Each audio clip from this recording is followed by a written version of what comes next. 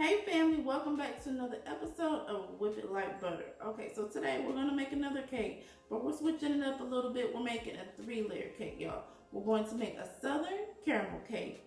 Alright, of course from scratch, everything from scratch.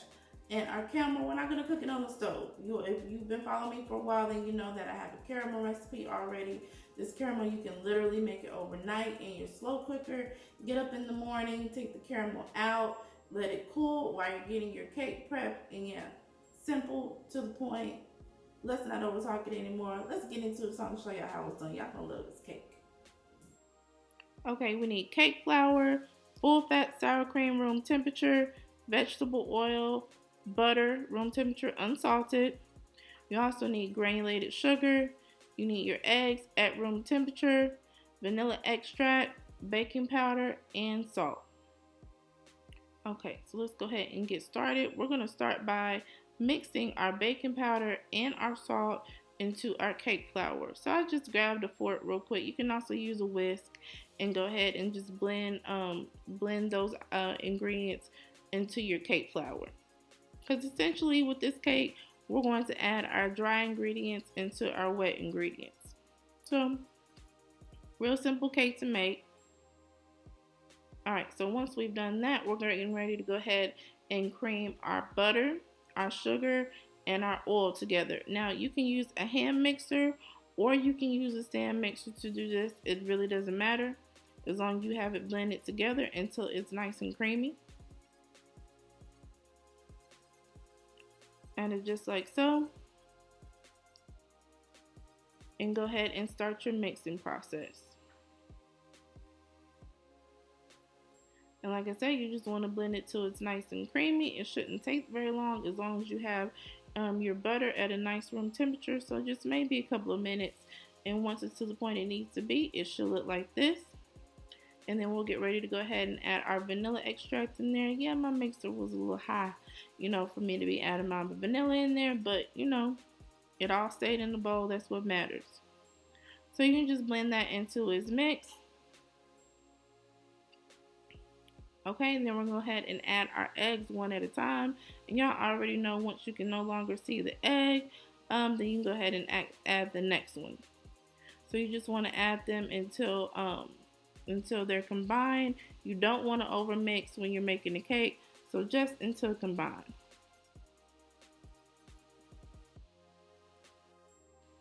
Alright y'all, and believe it or not, we are almost done with getting our cake together. We're getting ready to go ahead and add our cake flour mixture in here. Okay, so y'all know how I like to do. I like to get a measuring cup, makes things easier. Go ahead and start adding your cake flour into your mixing bowl. So we're going to start with flour, like always, and we're going to end with flour. And so in between, we're going to add our sour cream. Now, I add about a tablespoon or two at a time. I just really eyeball it. So once the cake has mixed together about like this, it's not fully combined because we don't want to overmix this cake, right? We go ahead and start adding the sour cream in there, and then I go ahead and follow up with the cake flour mixture and just keep going until all of it is already in this bowl. Make sure that you don't overmix. You see my sides have not been scraped down. I'm going to go ahead and add everything in here, and then I'm going to stop like here and then go ahead and finish mixing by hand just to make sure that the cake is not overmixed, okay? Alright, and at this point we already have our oven set at 350 degrees. We're going to use 3 9-inch baking pans. Y'all know I spray the mess out of my baking pans. That's for my cakes never ever stick. So if you spray the mess out of them, you never have a problem. Y'all know I like Baker's Joy. It's not sponsored, but it already has the flour and the oil in the spray. So yeah, never have a problem. Never ever have a problem. So you want to add your batter into these pans as evenly as possible. Just try your best to get them evenly as possible so you have some nice layers. If it's not, perfect, you don't have to get a measuring cup out and stuff like that. Just make it put in there as evenly as possible. Spread it around with a spoon. Make sure you tap it so you don't have as many bubbles. You still have bubbles as you see here. Once the cake starts pulling from around the edges, the cake is done. And I'm showing you here that I did the toothpick test to make sure that it's done as well. So I baked my cakes for about 25 minutes. I wanted to make sure that they were brown, obviously. You can probably, like, especially at the 20-minute mark, start looking and checking on your cake, okay? So you don't want to overbake it.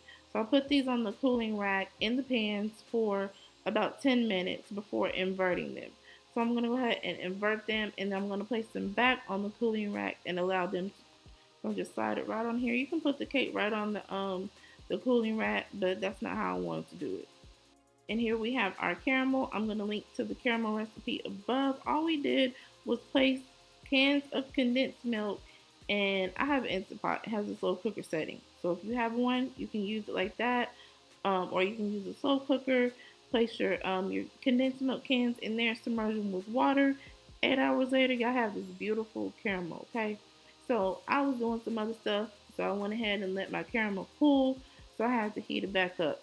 So you go ahead and scoop your caramel out of your can and place it in the microwave safe dish. And I put it in the microwave for about a minute and a half to 2 minutes. You just want to, check it. You don't want to, like, start cooking it or anything. And you want to stir it real well, and you see it gets nice and smooth and it's ready to go. So you want to put a decent amount of caramel in between your layers. I don't know, let's say no more than a half a cup. You can eyeball it.